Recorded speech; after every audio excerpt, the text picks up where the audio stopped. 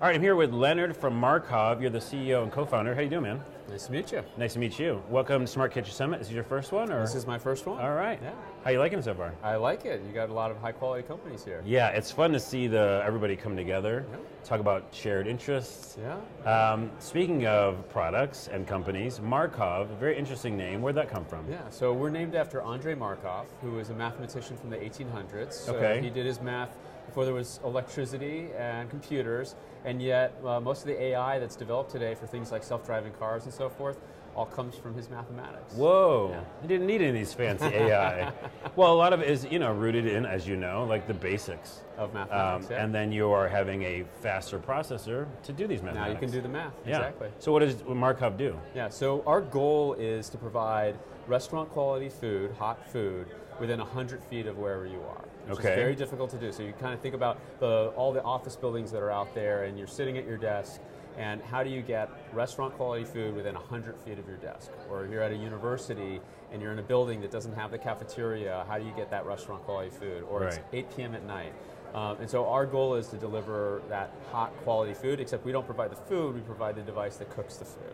Oh, interesting. Yes. Okay. Yeah. And now how does that work? Okay, so what we developed was the ability to actually steer energy to heat food in a precise way. So what that means is you can take a plate of food with raw salmon, mac and cheese, asparagus, and each needs to get to a different temperature. The asparagus needs to get to 180, the raw salmon needs to get to 140, and we can literally steer the heat to where it needs to go and bring each thing up to the right temperature at the same time. Yeah, Wow, on the plate. okay. And so what you do is you put the plate of food in, or in the case of like a university or a corporation, it might be a meal kit that has it all built in with the containers.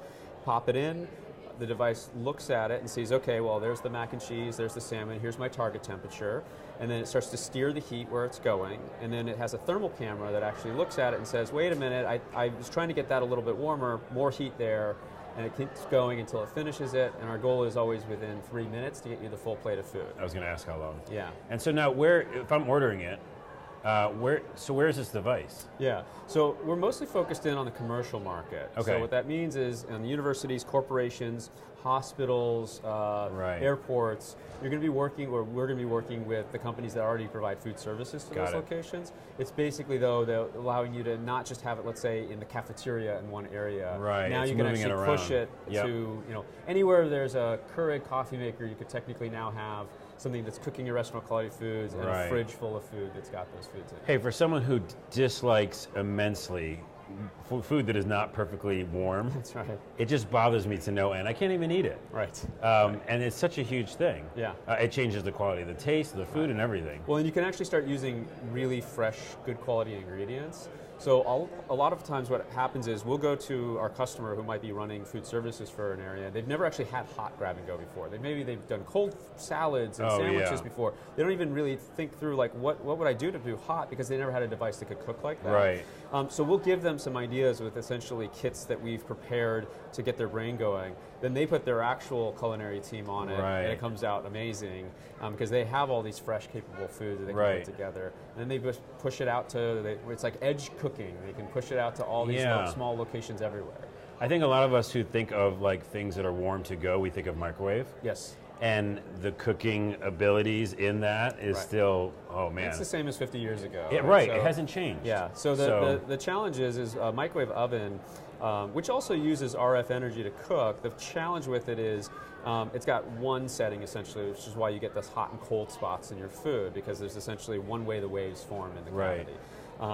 What's possible is you can actually steer those waves, you can control that. Once you steer it, the quality goes up substantially. And one of the examples I give on that is if I took away your oven and I took away your stove, which you're using fire to cook with, and I said, here's a flamethrower instead. It also uses fire. It should work just as well, right? It's the same thing, it's fire, but obviously the level of control you have with a flamethrower is different than you have with your oven That's itself. A very good analogy. So your microwave oven is kind of the flamethrower of the RF. Yeah, it's like, let's just throw a bunch of waves at it. Just throw it and just, hopefully look, the middle, still out. cold. Right, exactly. We all know that because that's the case. Yes, and that's why you typically won't put good quality ingredients in there, because it's basically going to ruin your food. You put a Hot Pocket in there and you're like, we decided that it's going to be bad from the beginning. We're going to nuke it, exactly. Right. Yeah. So is there any barrier, you think, or barriers for companies because they have been kind of cooking for or building for the microwave? and not building for this kind of different temperatures on one area? Yeah, I mean, most of our customers that we work with, they won't use a microwave at all, right? They want to provide good quality foods for their customers, so they're usually saying, hey, customer, come to my cafeteria or come to a location where I can have the tools to cook, and they'll usually cook in bulk. Right. The challenge, though, is that consumers don't want to actually physically go anywhere anymore. They want the food brought to them. Yeah. And so what's happening now is you have a lot of delivery services, you have a lot of people who are basically saying, I'll get the food there. You have the food trucks, you have all these other ways to get it. But the food services companies are still trying to serve their clients. They still want to get the food to them at all times. So this is really their first tool where they can say, hey, look, I already have my commissaries. I know how to prepare the meals. But instead of leaving it in a warming tray for 4 hours and having people come by and get it, you'll be able to take that same food and heat it right as you need to, sort of just in time. Right. And we can deliver the right foods to every fridge or every location and let the end customer actually be the one who takes the food and put it in the box and cook it. Right, yeah. The people making the food already have that food. They just need to get it to the people. That's right. Yeah. I guess my last question is when we see all these smart devices, we see different things in the home. Yes. This is something, you know, for more different locations. Do you see that product or your stuff you're working on for a consumer for home? I think someday we'll see this in the home as well. I think the big trend that we're seeing is people are saying, look, I don't want to do all the work anymore. I want the work done for me. And in the home, you see it in the shift to a lot of delivery services, right? And so when you think about competition in the home, it's not really that one device is competing with another device in the home. Now what's happening today is all the devices in the home are competing with someone who's just going to deliver hot food to you. Right. And so what this allows you to do is eventually, if we think about going into the home market, it's the same thing. It's, look, I have a fridge full of meals that are all set. My 8-year-old grabs the meal out, puts it in the box. I'm not worried about her burning herself. She gets exactly the food she wants. She cooks it in 3 minutes. She's all set. And that's great for you because you work with that company who already has those meals that are prepared. Yeah, exactly. That sounds good. I'm excited. I want this. Thanks, Also, I want it in the home. Yeah, no, for sure. It's fun. So where can people check out is there a website? Or? Yeah, we have leveloven.com. Okay. And so the technology we call is leveling. So we're basically bringing that food up evenly, and that's the name of the product is Level. Okay, yeah. Cool.